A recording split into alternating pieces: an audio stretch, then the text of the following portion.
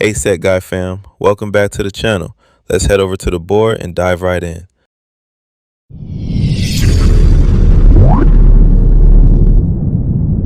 Welcome back SecAI family, SecAI JB here. In this fourth video of our General Concepts playlist, we are tackling the absolute bedrock of information security, risk management. Now, if you are studying for your Security Plus, you might think this is just about memorizing definitions.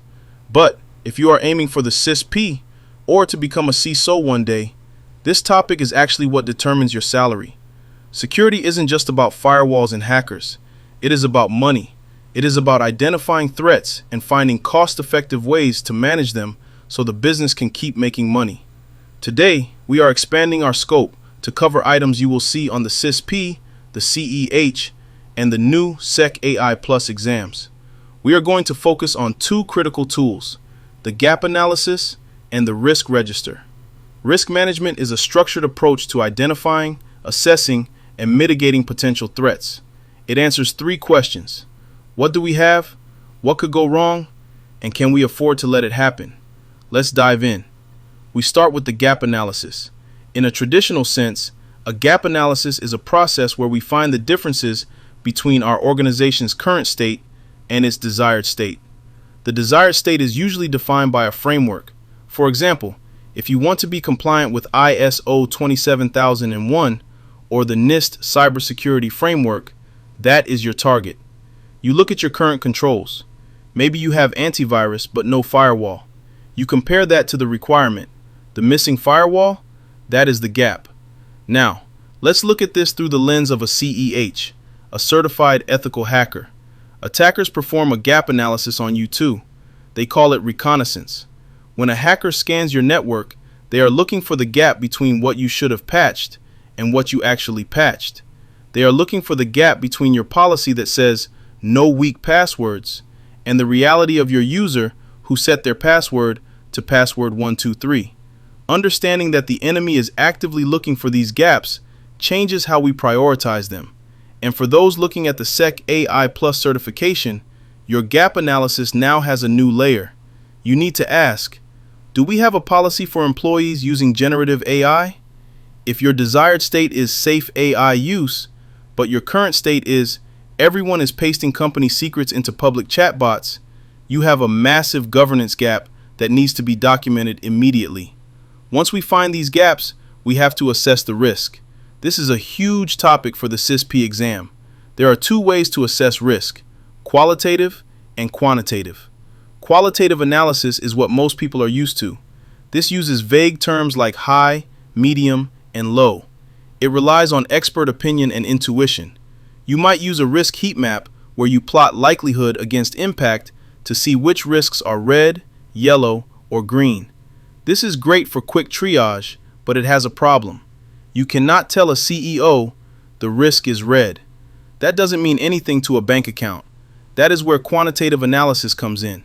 This is the math of risk. You need to know three acronyms here. First, SLE, single loss expectancy. How much money do we lose if this risk happens once? Second, ARO, annualized rate of occurrence.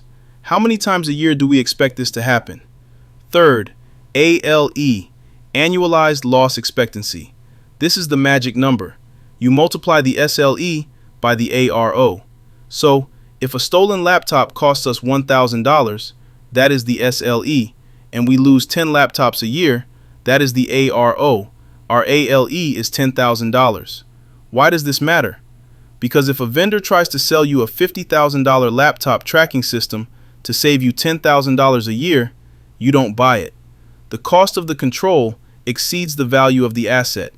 That is the business logic of risk management. All of this data goes into the risk register. A risk register is a living document, usually a database or a spreadsheet, used to track every identified risk. It is your central inventory. For the exams, you need to know the key components of a register entry. First, risk ID, a unique number. Second, description. What is the threat? Third, likelihood and impact, your qualitative or quantitative scores. Fourth, risk owner. This is crucial.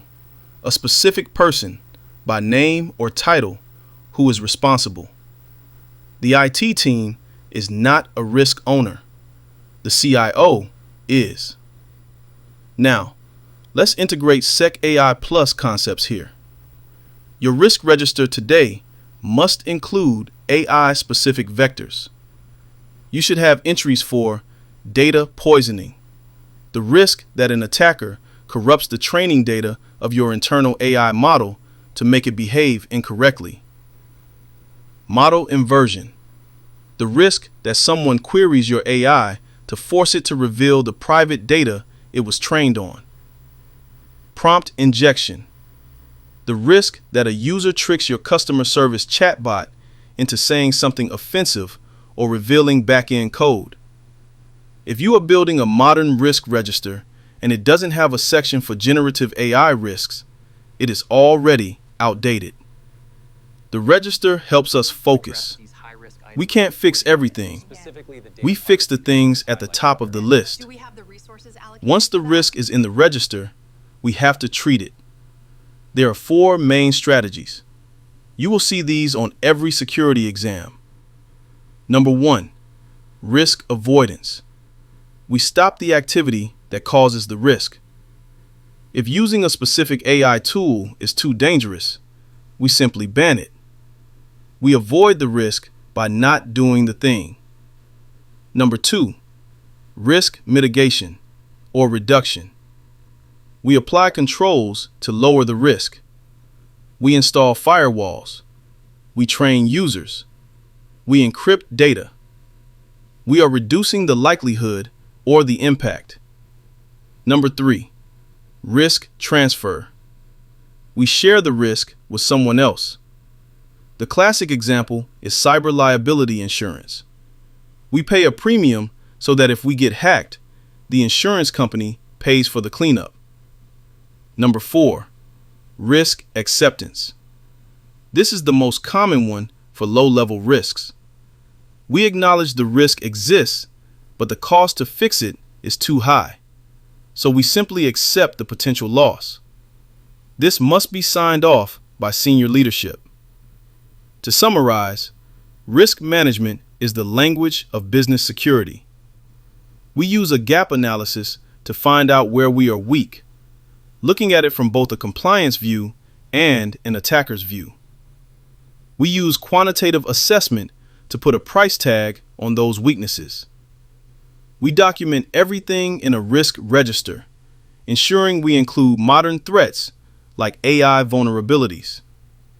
And finally, we choose to avoid, mitigate, transfer, or accept those risks. Mastering this flow is what separates a techie from a security leader. In the next video, we are going to talk about a concept that is changing how we mitigate risk across the board: zero trust architecture. I'll see you there. Stay secure.